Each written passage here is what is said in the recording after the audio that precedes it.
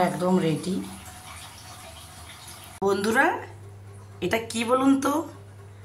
আপনারা তো বুঝতেই পেরেছেন এটা কি বানাবো আজকে আমি আপনাদের তা দেখাবো বা জানাবো। বলুন তো কি বানাবো?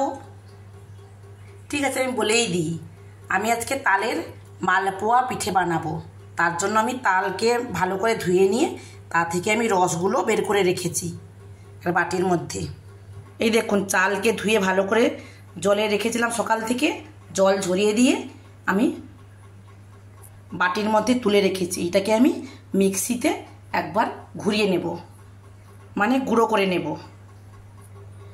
আর একটা বাটিতে আমি সুজিকে সকাল থেকে আমি ভিজিয়ে রাখছিলাম। এবারে জলটা ঝরিয়ে নেব।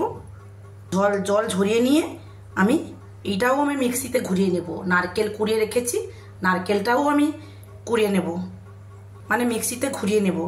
সবগুলো পেস্ট একসঙ্গে করে আমি আপনাদের তা দেখাচ্ছি। এই দেখুন, নারকেলকে আমি একবার পেস্ট করে নিলাম মিক্সিতে। এবারে একে একে সবগুলো আমি মেশাবো।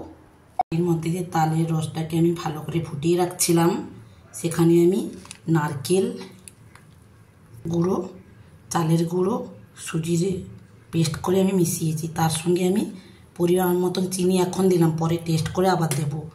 এর সঙ্গে আরেকটা আমি জিনিস দিই, পানমৌরি। পানমৌরিটা দিলে ভালো টেস্ট হয়, গন্ধটাও খুব ভালো লাগে, তাই আমি পানমৌরি দিই। কেউ পারলে নুন দেবেন, আমি নুন দিই না। নুন দিলে খুব একটা ভালো লাগে না বলে নুন দিই না। এর মধ্যে একটু ময়দা মিক্সড করবো আমি।